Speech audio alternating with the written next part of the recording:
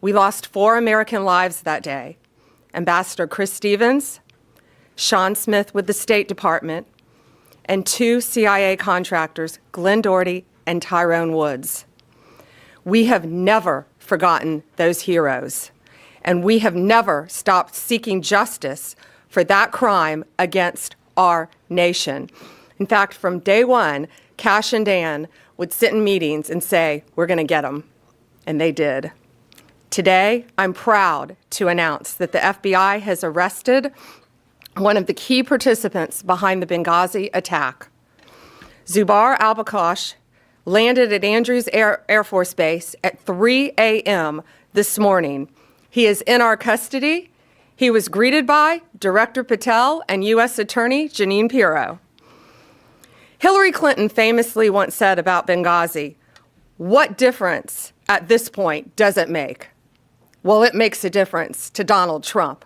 It makes a difference to those families. And 14 years later, it makes a difference to law enforcement who made the difference in this case. Thank you, President Trump, for supporting all of our agencies around the country and around the world. Al-Bakosh will now face American justice on American soil. We will prosecute this alleged terrorist to the fullest extent of the law. He'll face charges related to murder, terrorism, arson, among others. Let this case serve as a reminder. If you commit a crime against the American people anywhere in this world, President Trump's Justice Department will find you. It might not happen overnight, but it will happen. You can run, but you cannot hide. We are immensely grateful to our partners, especially at the State Department and the CIA, who lost lives in the Benghazi attack. Director Patel and the FBI agents did tireless work to track and arrest this man. I want to thank everyone standing behind me, all the agents who work so great with our lawyers, with our national security lawyers, and around the world to bring this terrorist to justice. And I have a statement to read from Director Radcliffe. He wanted to be here. He couldn't be here. He's busy protecting our world. He's deeply grateful for the relentless efforts of the Department of Justice and the FBI to bring justice to the individual allegedly responsible for the death of Americans in the horrific 2012 Benghazi attack. CIA and the nation will never forget the extraordinary services and sacrifices of Tyrone Woods and Glenn Doherty, who gave their lives in defense of others and exemplified the very best of our agency. I'd now like to turn it over to Director Patel for remarks. And I again want to thank him for his relentless work in this case. General, thank you. And I want to steal one of your lines. Never forget. Pam never forgot. The president never forgot. This FBI never forgot. And certainly U.S. Attorney Pirro never forgot. When an act of terrorism of this magnitude strikes at the heart of our nation, we go to work. President Trump has given us the full resources at the FBI and across the interagency to make sure we deliver justice. And Pam, you're right. Dan and I did sit down early on about this to bring justice, but you led the effort. You brought together the interagency.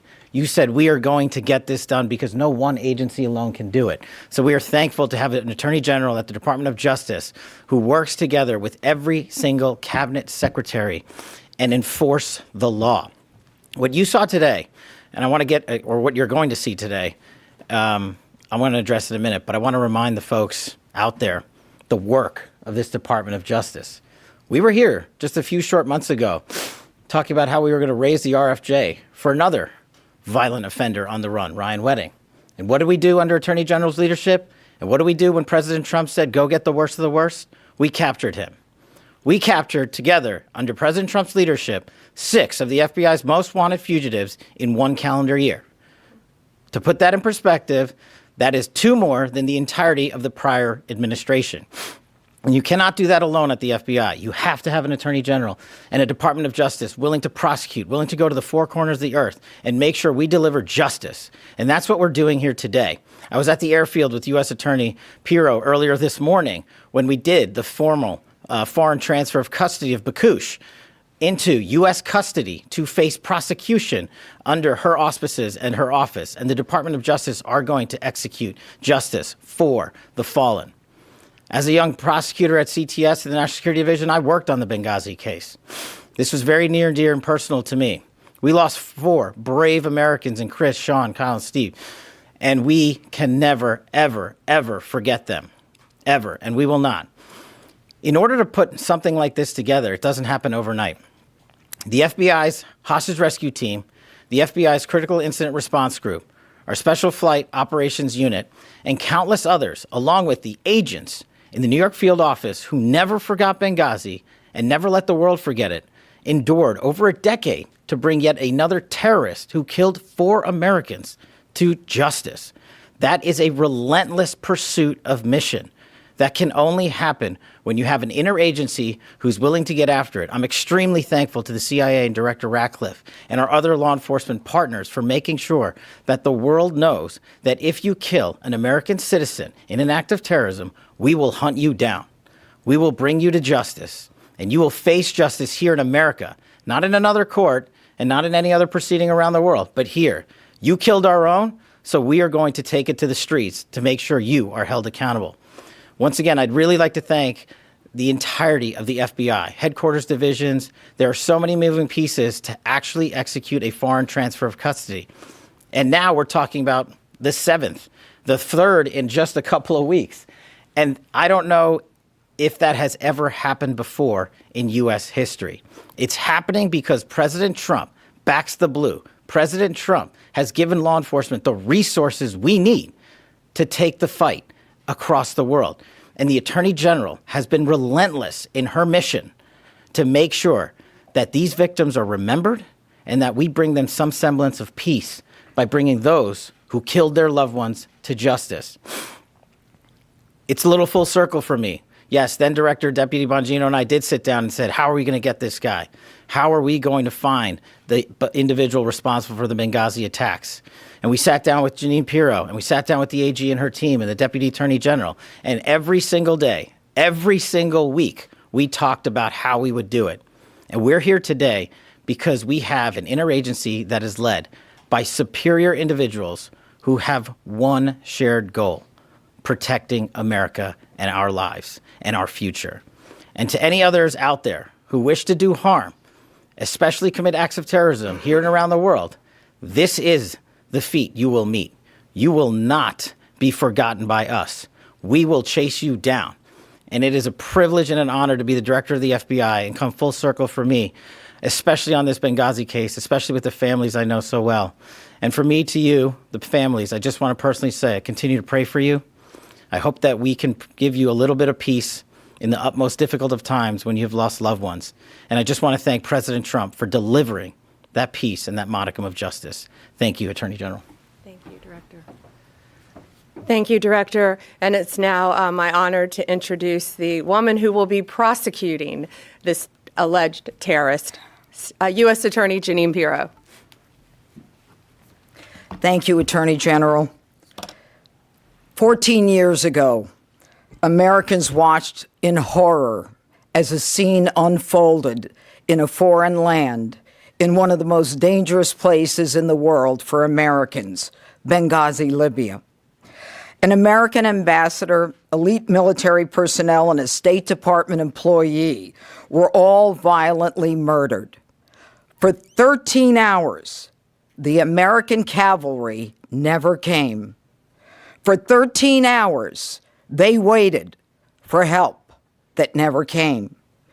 Today, President Trump is making sure that American justice is coming for those individuals responsible for the deaths of those 4 Americans. Bakush is now on U.S. soil because of the President, Attorney General Pam Bondi, and Kash Patel. The FBI, the Department of Justice, never forgot. There are prosecutors in this room right now who have been in the office for 13 years and have consistently handled this matter in this case. This department will never forget the seemingly forgotten in that outpost in Benghazi. Bakush was first charged by complaint in 2015, which was sealed for 11 years. An 8-count indictment, has been unsealed, and it charges Bakush with the murder of Ambassador Chris Stevens, the murder of State Department employee Sean Smith, the attempted murder of State Department Special Agent Scott Wickland, and conspiracy to provide materials for terrorists and support that resulted in the death of 4 Americans, as well as arson at the special mission. I don't have to go through all of the facts, but every one of us remembers this case. I reported on it when I worked at Fox. I had relationships, as Kash Patel just said, with the families.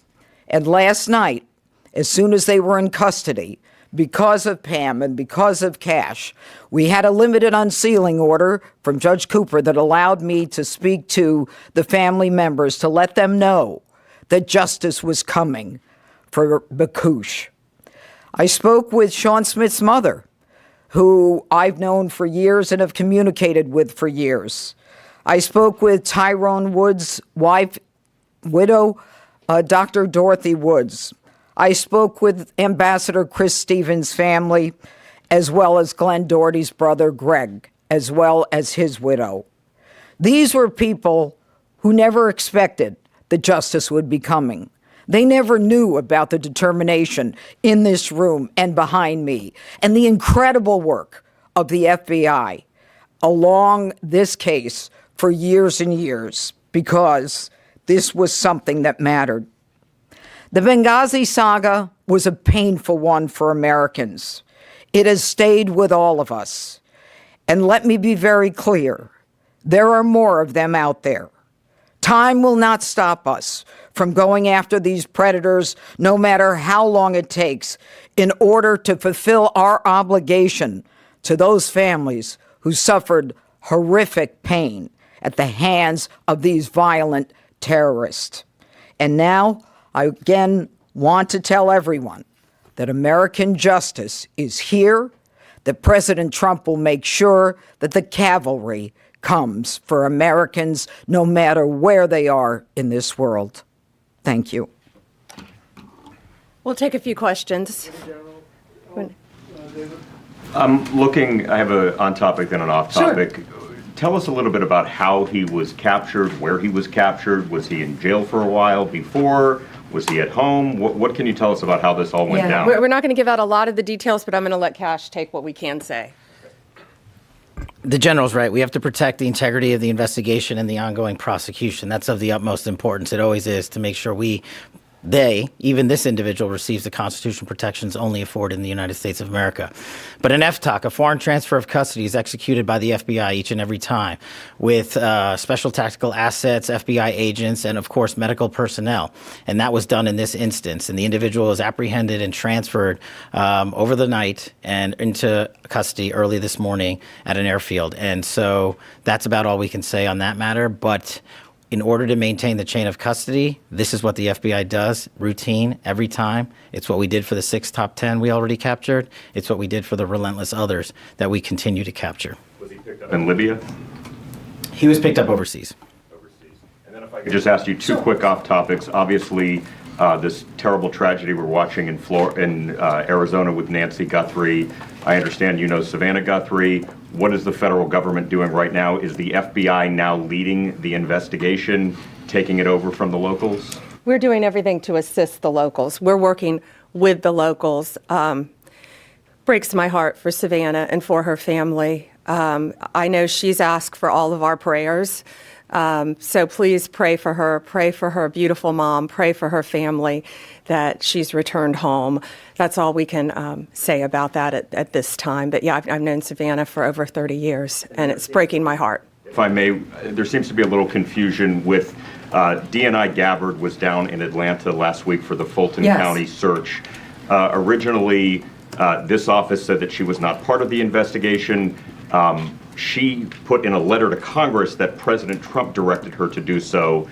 And then now President Trump yesterday said that it was at your insistence that she went down there. So what is the case here? Yeah, thanks for asking that. It's that's interesting because DNI, Gabbard, and I are inseparable. We are constantly together, as are the people behind us. We constantly talk. We collaborate as a cabinet. We're all extremely close, know what each other, what we're doing at all times, pretty much, to keep not only our country safe, but our world safe. And she was down there with Deputy Director Andrew Bailey of the FBI. And I'm not going to talk about any other details of that matter right now because Georgia's a very important issue to us. She was there. We're inseparable. That's all I'll say. Mike, let me see. Can you say, was there foreign involvement in the capture of this suspect? What kind of assistance did you get from other countries? I'm going to let Director Patel take that. I think we're not going to be able to say a lot on that matter as well. But, and to you personally, I'm so sorry you and your NBC family are going through this right now. We appreciate it. As the general said, in order to execute an apprehension, a capture, and a foreign transfer of custody, no one agency alone can do it. We did it throughout the interagency here, and of course we're working with partners overseas. And we're not going to get into the details of those conversations and those ongoing matters because as the U.S. Attorney indicated to you, we're not done. And so what we want to do is maintain not just the integrity of this investigation, but the possibility and the promise of bringing more individuals to justice for this heinous act of terror. Do we have time for a couple more? Yeah, we can do one. We have something else going on at 10 o'clock down there. Cameron, Daily Wire. Yeah, so on Benghazi, what did the communication look like between the Trump administration and the victims' families throughout this process, if any? I know someone has started to sue Clinton during, in the early days of this, but what's the communication look like with them? I think what I can say now is that do you want to take that, Director? We've had to keep everything very quiet for obvious reasons up until this point. And then U.S. Attorney Pirro, as she said, contacted all the families, and I think they were absolutely thrilled. I think they had probably lost faith that something would happen. But again, we never forget. Donald Trump never forgets. So, We got it. yeah, and we have a 10 o'clock in our office that's a very positive, if anyone would like to join us on that. So thank you. Go ahead. That the DNI, that Tulsi Gabbard's presence in Atlanta during a law enforcement search, are you concerned at all that that could taint whatever the FBI is doing and whatever findings come from that investigation?